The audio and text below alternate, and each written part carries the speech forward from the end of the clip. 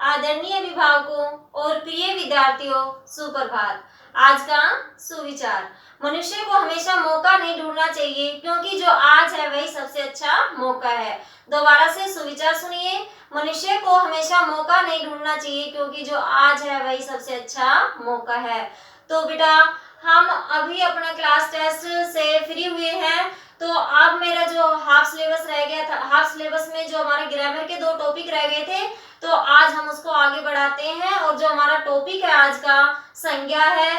संज्ञा आप शुरू से ही पढ़ते आ रहे हो बेटा, आप फर्स्ट क्लास से ही पढ़ते आ रहे हो कि संज्ञा क्या होता है या संज्ञा किसे कहते हैं, संज्ञा के कितने भेद है, ये सब इसमें पढ़ेंगे। ठीक है, तो सबसे पहले देखिए संज्ञा। संज्ञा किसे कहते हैं? किसे कहते हैं आपको आती होगी इसकी परिभाषा अच्छे से, कि किसी व्यक्ति, वस्तु, स्थान, गुण, भाव आदि के नाम को हम संज्ञा कहते हैं। ठीक है, संज्ञा के 3 भेद बताए गए हैं मुख्य रूप से। तो अभी तक आपने 3 ही मुख्य रूप से पढ़े होंगे कि व्यक्तिवाचक, जातिवाचक और भाववाचक।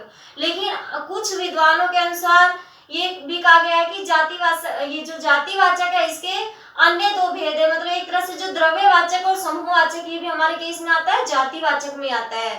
ठीक है, और एक तरह से ये भी कहा जाता है कि ये एक अंग्रेजी व्याकरण के अनुसार इनको इसमें शामिल किया गया है। ठीक है, तो बेटा आज जो हम पढ़ने जा रहे हैं, देखिए संज्ञा शब्द।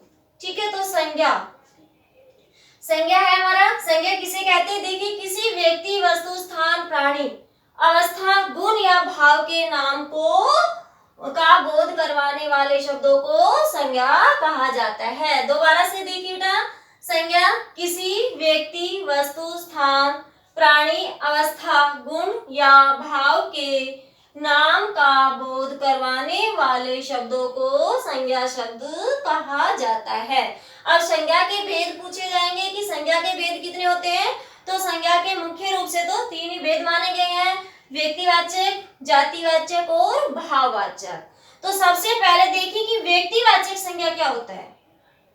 ठीक है बेटा, तो सबसे पहले व्यक्तिवाचक संज्ञा क्या होता है ये मैं आपको बता देती हूँ, ध्यान से सुनिए। जिस संज्ञा शब्द से किसी विशेष व्यक्ति, वस्तु, स्थान का बोध हो। क्या है? जिस संज्ञा शब्द से किसी विशेष व्यक्ति, वस्तु, स्थान का बोध हो, उसे हम व्यक्तिवाचक संज्ञा कहते हैं। उदाहरण के तौर पर देखिए, जैसे कि राम, सीता, नाम से ले सकते हैं इसमें। ठीक है, ताजमहल, महात्मा गांधी, ये सब क्या है? व्यक्तिवाचक संज्ञा में आता है। और एक और इसकी मुख्य बात ये बता देती हूँ कि व्यक्तिवाचक संज्ञा हमेशा एक वचन में ही होती है। ठीक है, जितनी भी व्यक्तिवाचक संज्ञा शब्द होंगे वो एक वचन के ही होंगे। ठीक है, एक आपके लिए एक पहचान है।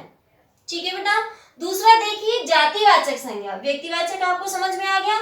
अब देखिए जातिवाचक संज्ञा। जातिवाचक संज्ञा की परिभाषा सुनिए।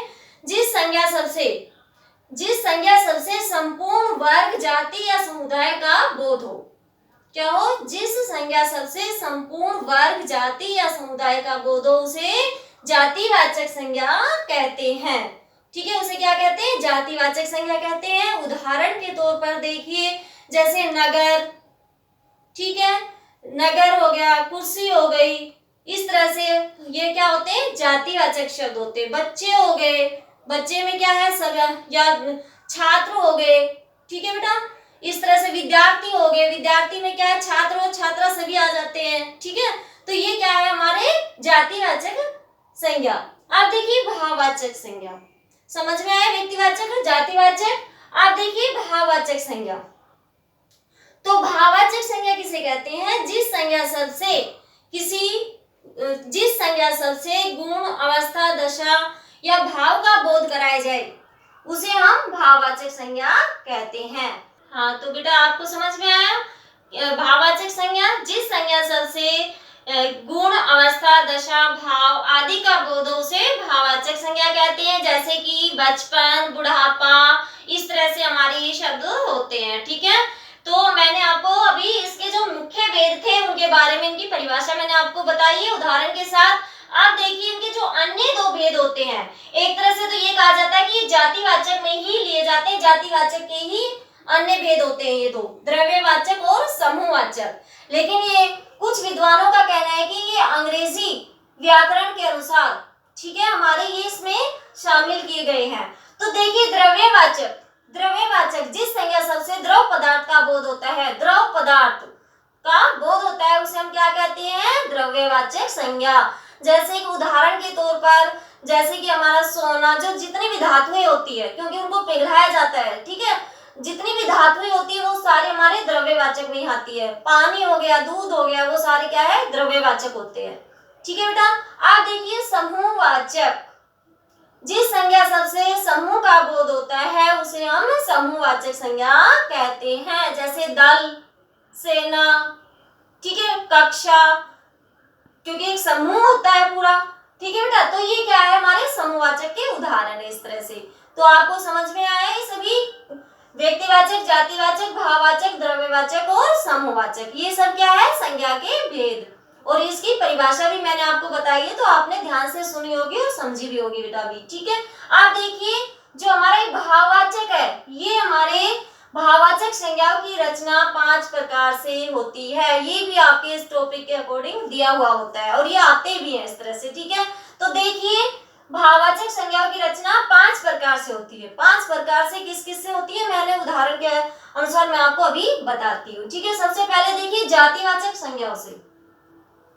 सबसे पहले किसके द्वारा होती है, जातिवाचक संज्ञाओं से।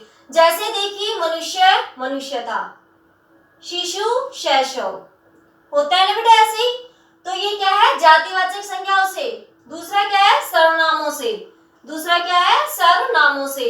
हाँ तो बेटा देखिए सर्वनामों से, जैसे कि अपना, अपनापन, अपनत्व, दोनों हो सकते हैं। अहम, अहंकार, आप, आपा, सव, स्वतव। इस तरह से मतलब ये क्या है कि सर्वनामों से क्या है, भाववाचक शब्द बनते हैं। और ये ऊपर हमने जातिवाचक संज्ञाओं से बनाए थे, मनुष्य, मनुष्यता, शिशु, शैशव। ठीक है, और ये हम क्या पढ़ रहे हैं, भाववाचक संज्ञाओं की रचना पढ़ रहे हैं कि 5 प्रकार से होती है। ठीक है, अब देखिए विशेषणों से। तीसरे नंबर पर क्या है, विशेषणों से।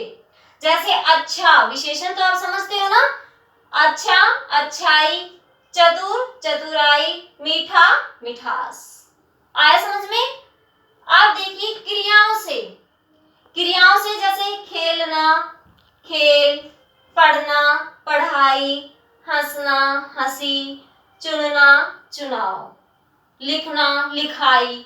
मतलब कहने कहते कि जितने भी क्रिया शब्द होते हैं उनसे हम भाववाचक संज्ञा बनाते हैं। ठीक है, बना सकते हैं। और ये आपके आते भी है, इस तरह से आपके एग्जाम में भी पूछे जाते हैं इस तरह के प्रश्न आपसे। ठीक है, तो आगे देखिए बेटा, अवयवों से देखिए बेटा, ऊपर, ऊपरी, दिक, धिक्कार, निकट, निकटता। ठीक है, तो ये क्या था कि हमारे जो भाववाचक संज्ञाओं की रचना 5 प्रकार से होती है। ये आपके क्या है, टॉपिक में दिया हुआ है। तो सबसे ये बहुत ही इजी छोटा सा टॉपिक है और आपको ये समझ में भी आया होगा बेटा कि हमने इसमें क्या क्या पढ़ा है कि संज्ञा किसे कहते हैं, संज्ञा के मुख्य भेद कितने होते हैं, और जो अन्य 2 भेद बताए वो भी आपको अब पता चल गया है कौन कौन से हैं, द्रव्यवाच्य और समूहवाच्य। और एक तरह से इनको अगर कोई ऑप्शन में ये पूछ ले कि ये जातिवाचक संज्ञा के भेद है तो आप हाँ या सही कह सकते हो उसको। ठीक है बेटा, और एक तरह से अंग्रेजी व्याकरण के अनुसार भी इनको शामिल किया गया है। और एक और मैंने मुख्य बात बताई थी कि जो व्यक्तिवाचक संज्ञा हमेशा एक वचन में ही होती है, ये एक पहचान है आपकी। ठीक है, जातिवाचक बहुवचन में होती है, हमेशा बहुवचन की होती है। ठीक है बेटा, कई बार क्या होता है कि विशेषण से भी हमारे जो अच्छा है, ये तो क्या है एक तरह से, ये अभी तो यहाँ भाववाचक में आ रहा है, लेकिन जैसे अच्छाइयों, अच्छाइयों वो जातिवाचक में चला जाता है। कहने कहते हैं कि जो भी बहुवचन में आते हैं वो हमारे जातिवाचक में चले जाते हैं।